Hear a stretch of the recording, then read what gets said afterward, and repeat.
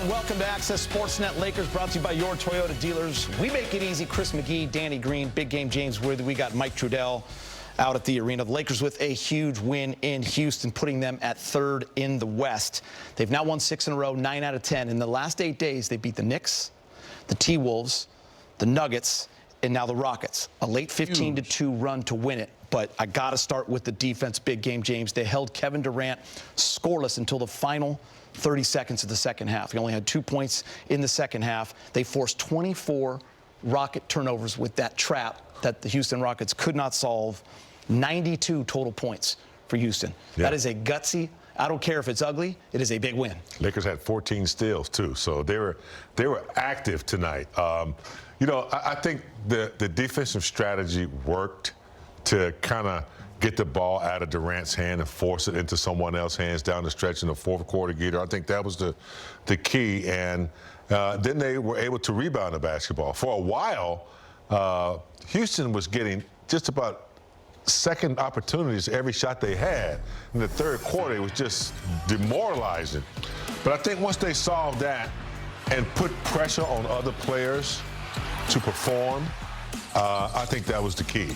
Durant was the savior, and no one else could knock it down because of that tenacious defense, causing turnovers. They got quite a few steals for easy buckets. So, yeah, defense wins. Yeah, I mean, Houston just looked out of sorts all around. This is kind of, I guess, what you see when you're missing a point guard and your other point center in Sengun.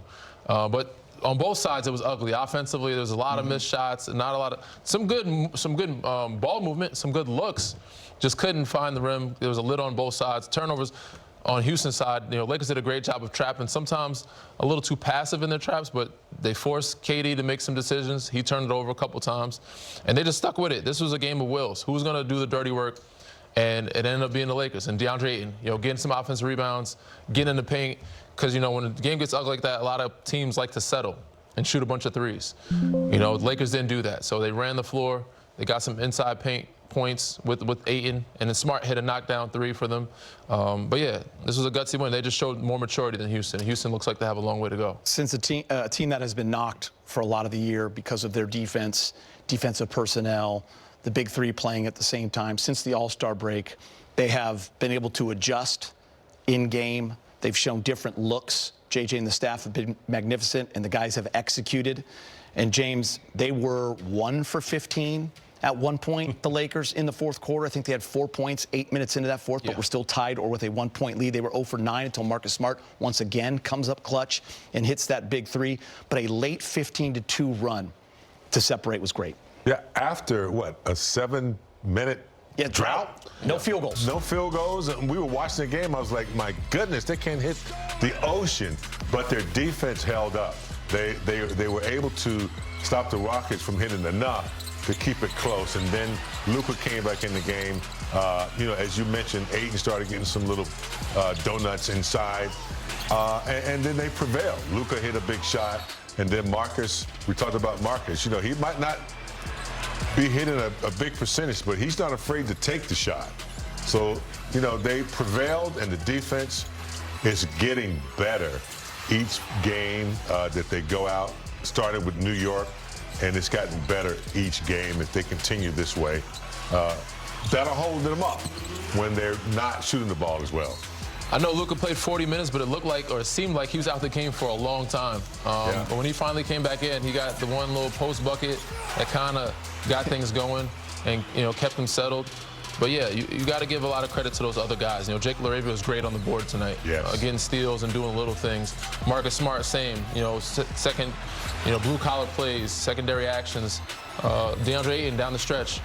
You know, so those guys were huge in this win. This is a gutsy win. And to continue to not only win games in this 10-game span, but against teams above 500 that you mentioned, like the Minnesota Timberwolves, the Knicks, the Denver Nuggets, and now the Houston Rockets, and they got to play them again. You better believe they're going to come back with a little more edge. So what do you do now? I feel like a lot of character shows in the second game. We'll see who the Lakers really are and what they're made of. I loved what you said to me right before we went on air. You said, you know, you go there for a split, but now get greedy and get both. Yeah, I mean, that's got to be the mindset. Treat it like a playoff series. You know, you don't go in to steal, you go in to take two. Yeah, I like that. Yeah. Hey, I want to talk Luka because it was funny. We were all saying, Man, can we get him back in the game? Because the Lakers were looking to scratch, and it is so nice to have a guy like that down the stretch. Look at this, most 30-point games in Lakers history. Big game. You had a few more seasons than Luka, but you did it 52 times, and I know you are happy to share it with Luka at this moment until he breaks it probably 2 days from now.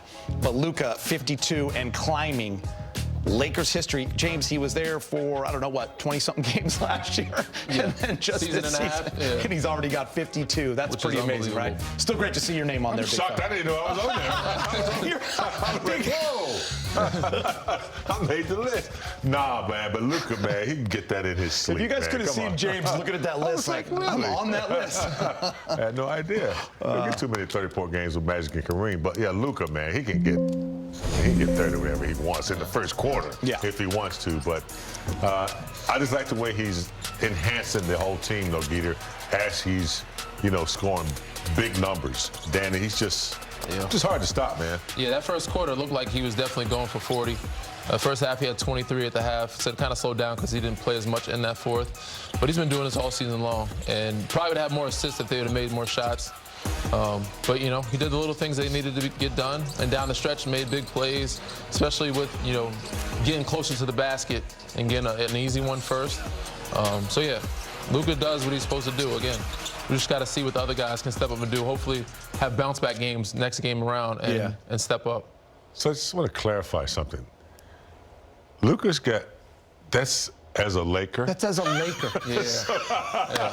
It took you a minute. Not just as a Laker. I was waiting for you. It took me 14 years. He's got his in a year and a half. Isn't that wild? He's going to catch Anthony Davis. Anthony Davis shoot the three. is here for like 4 years. Yeah, I mean, listen, we've run out of ways to describe him.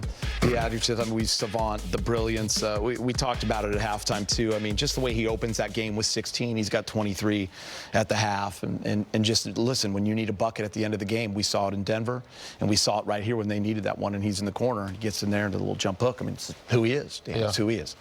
Pretty amazing. Yeah, time and time again. You're going to need that in the playoffs. Going to need it. Time to hear from Coach J.J. Redick, brought to you by your Toyota dealers. JJ, you kind of hinted at this pregame. It might be a little bit of a slugfest. How did you be able to prevail ultimately in that?